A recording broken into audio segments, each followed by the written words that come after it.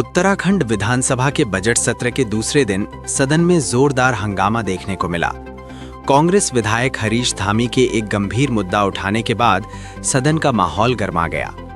धामी ने सरकार पर बड़े आरोप लगाते हुए जांच की मांग की और अपनी बात ना सुने जाने पर सदन में आमरण अनशन पर बैठने का ऐलान कर दिया। बजट सत्र के दूसरे दिन कांग्रेस विधायक हरीश धामी ने सदन में एक विदेशी मूल की महिला को बिना भारतीय नागरिकता के जनजातीय प्रमाण पत्र जारी किए जाने का मामला उठाया। उन्होंने आरोप लगाया कि इसी प्रमाण पत्र के आधार पर उस महिला को ब्लॉक प्रमुख की कुर्सी तक बैठा दिया गया।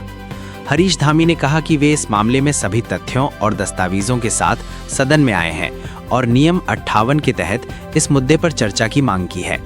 उनका आरोप है कि विधानसभा अध्यक्ष सरकार के दबाव में उनकी आवाज को दबाने की कोशिश कर रहे हैं और उन्हें बोलने का मौका नहीं दिया जा रहा।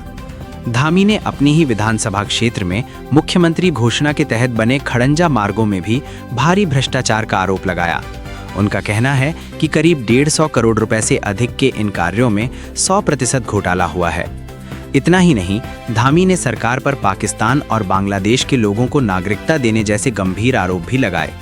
उन्होंने कहा कि अगर उनके लगाए गए आरोप और प्रस्तुत किए गए तथ्य गलत साबित होते हैं तो वे उसी वक्त विधायक पद से इस्तीफा दे देंगे और जीवन भर राजनीति नहीं करेंगे। कांग्रेस विधायक ने सरकार और मुख्यमंत्री को चुनौती देते हुए पूरे मामले की निष्पक्ष जांच कराने की मांग की।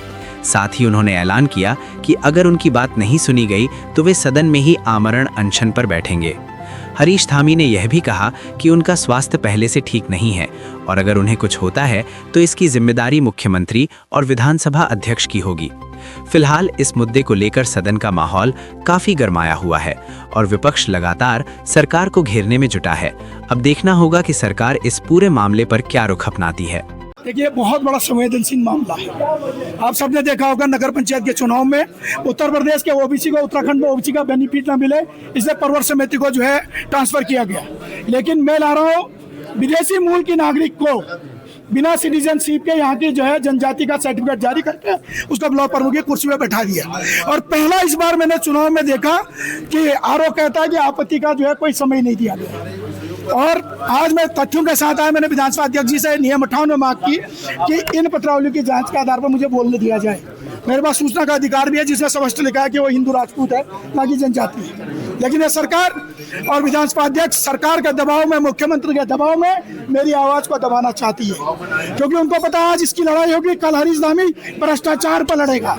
क्योंकि मेरी विधानसभा में 150 करोड़ से ऊपर जो है मुख्यमंत्री घोषणा के अंदर खरंचे बनाए गए हैं, बटिया बनाए गए हैं, जिसमें भी 100% घोटाला हुआ है। आप सबने देखा होगा 14 नवंबर को भी मैंने जौनपुर के ऐतिहासिक मेले में इस बात को रखा था।